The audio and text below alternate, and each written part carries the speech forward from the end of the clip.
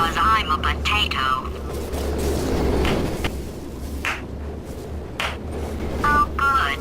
My slow clap processor made it into this thing, so we have that. Since it doesn't look like we're going anywhere, well, we are going somewhere, alarmingly fast actually. But since we're not busy other than that, here's a couple of facts. He's not just a regular moron. He's the product of the greatest minds of a generation, working together with the express purpose of building the dumbest moron who ever lived. And you just put him in charge of the entire facility. Good, that's still working. Hey, just in case this pit isn't actually bottomless, do you think maybe you could unstrap one of those long fall boots of yours and shove me into it? Just remember to land on one foot.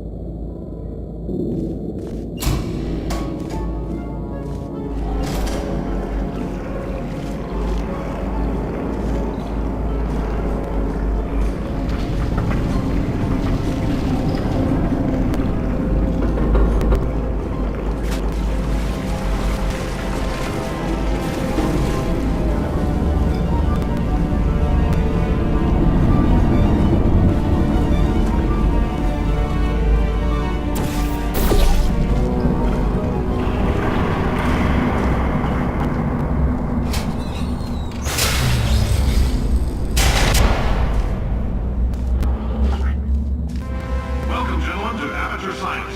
Astronauts, war heroes, Olympians, you're here because we want the best. And you are it. So, who's ready to make some science? I am. Now, you already met one another on the limo ride over, so let me introduce myself. I'm Cave Johnson. I own the place. That eager voice you heard is the lovely Carolyn, my assistant. Rest assured, she has transferred your honorarium to the charitable organization of your choice. Isn't that right, Carolyn? Yes, sir, Mr. Johnson. She's the backbone of this facility. Pretty as a postcard, too. Sorry, fellas. She's married. To science.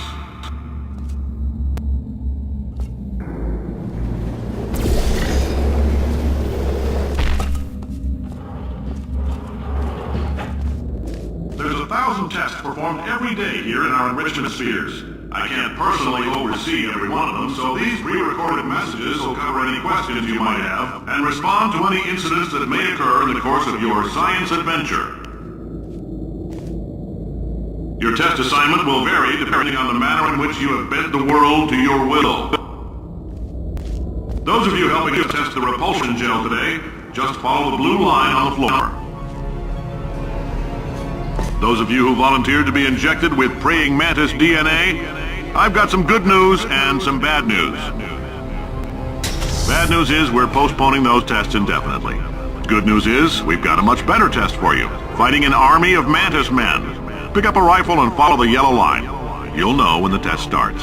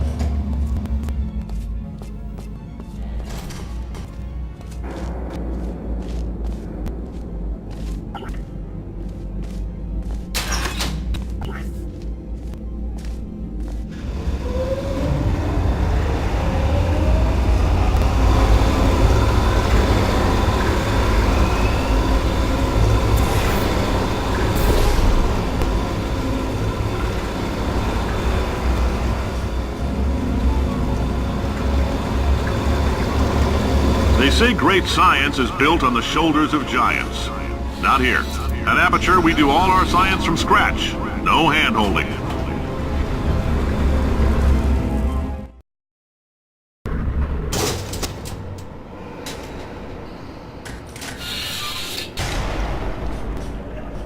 All right, let's get started. This first test involves something the lab boys call repulsion gel. You're not part of the control group, by the way. You get the gel. Last poor son of a gun got blue paint. All joking aside, that did happen. Broke every bone in his legs. Tragic, but informative. Or so I'm told.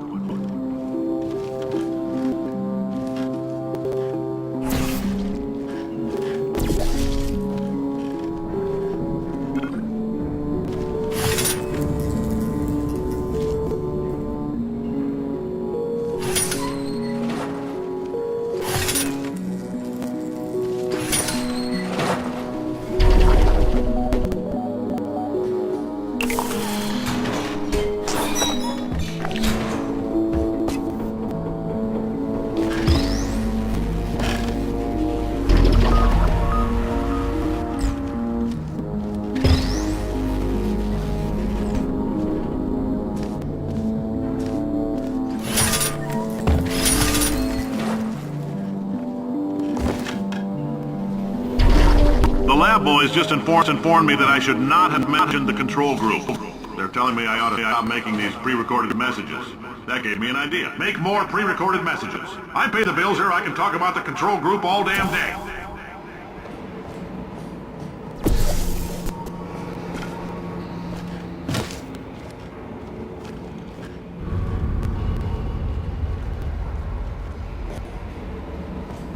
For this next test, we put nanoparticles in a gel. In layman's terms, that's a billion little gizmos that are going to travel into your bloodstream and pump experimental genes and RNA molecules and so forth into your tumors. Now, maybe you don't have any tumors. Well, don't worry. If you sat on a folding chair in the lobby and weren't wearing lead underpants, we took care of that too.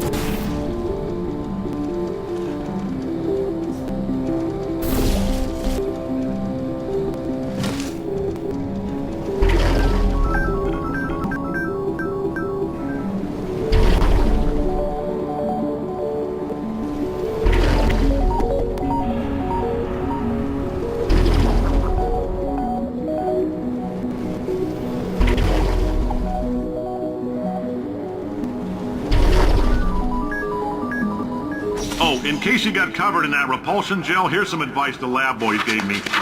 Do not get covered in the repulsion gel. We haven't entirely nailed down what element it is yet, but I'll tell you this, it's a lively one, and it does not like the human skeleton.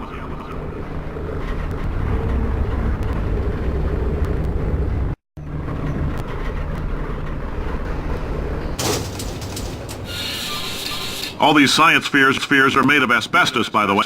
Keeps out the rats. Let us know if you feel a shortness of breath, a persistent dry cough, or your heart stopping, because that's not part of the test. That's asbestos.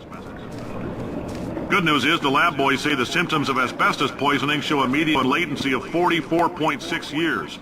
So if you're 30 or older, you're laughing. Worst case scenario, you miss out on a few rounds of canasta. Plus, you forwarded the cause of science by 3 centuries. I punch those numbers into my calculator, it makes a happy face.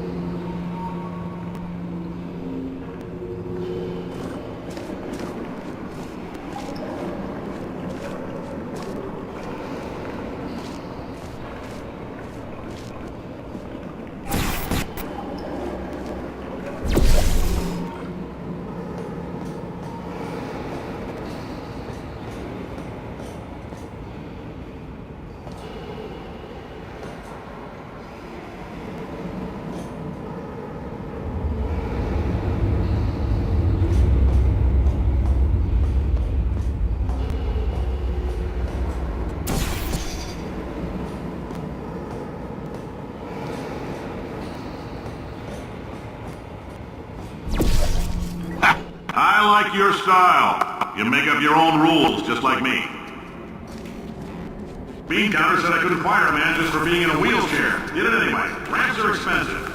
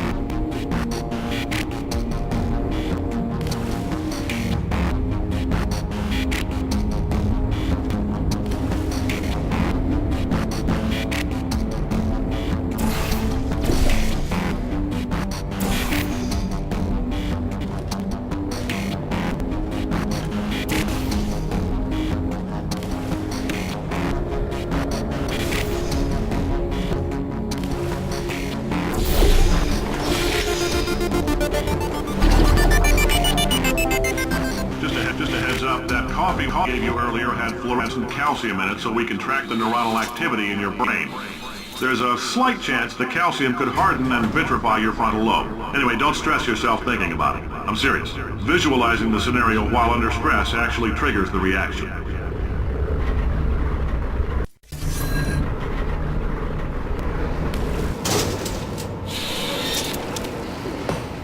Now, if you're part of Control Group Kepler-7, we implanted a tiny microchip about the size of a postcard into your skull. Most likely you've forgotten it's even there. But if it starts vibrating and beeping during this next test, let us know. Because that means it's about to hit 500 degrees, so we're going to need to go ahead and get that to you pretty fast.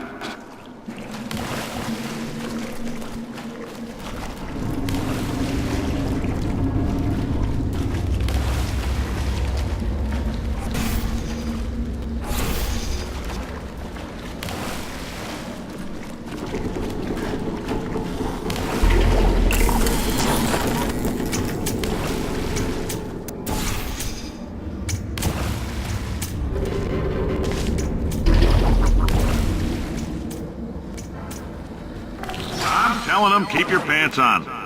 All right, this next test may involve trace amounts of time travel. So, word of advice, if you meet yourself on the testing track, don't make eye contact. Lab boys tell me that'll wipe out time. Entirely. Forward and backward. So, do both of yourselves a favor and just let that handsome devil go about his business.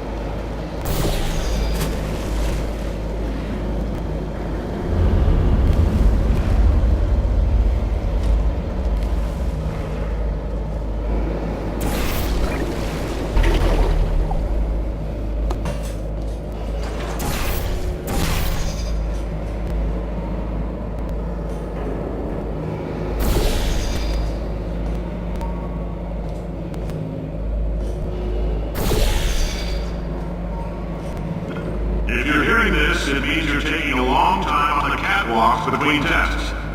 The lab boys tell me that might be a fear reaction. I'm no psychiatrist, but coming from a bunch of eggheads who wouldn't recognize the thrill of danger if it walked up and snapped their little pink bras, that sounds like projection.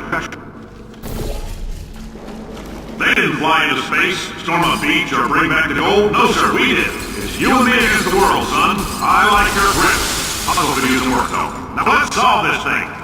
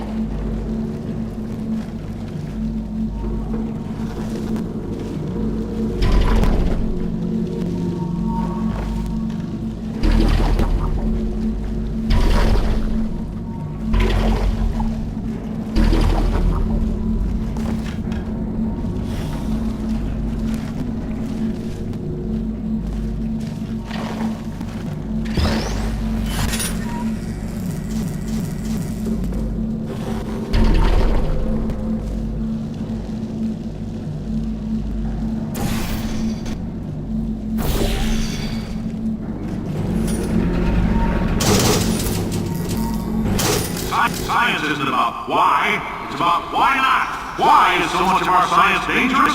Why not marry space science if you love it so much? In fact, why not invent a special safety door that won't hit you on the butt on the way out, because you are fired! Now you, test subject, you're doing fine. Yes, you, box, you're stopped. Out the front door. Parking lot, car, goodbye.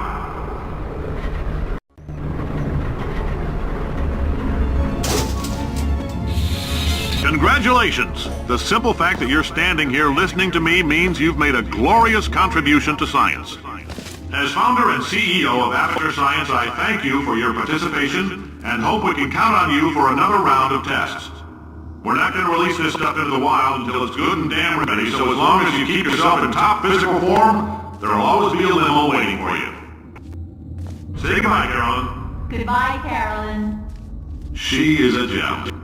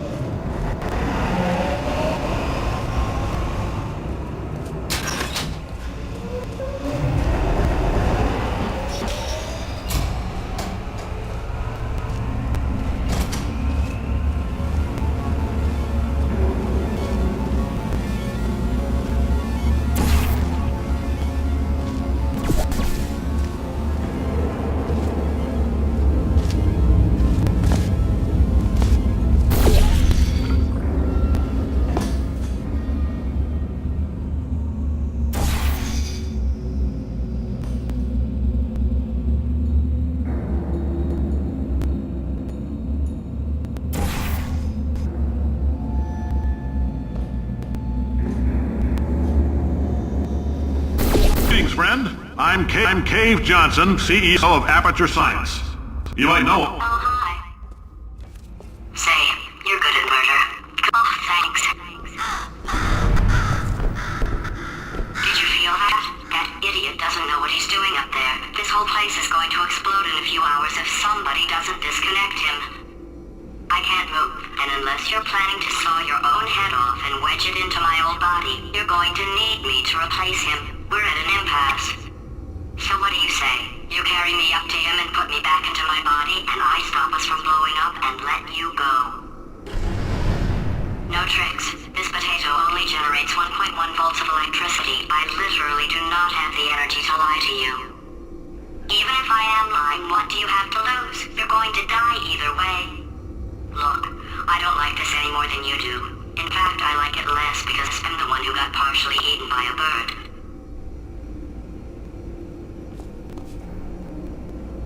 You stabbed me. What is wrong with you? Oh, do you have a multimeter? Never mind. The gun must be part magnesium. It feels like I'm outputting an extra half a volt. Keep an eye on me. I'm going to do some scheming. Here I go.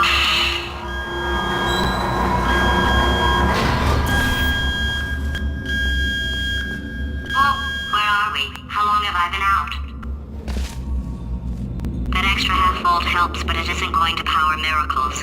If I think too hard, I'm going to fry this potato before we get a chance to burn up in the atomic fireball that little idiot is going to...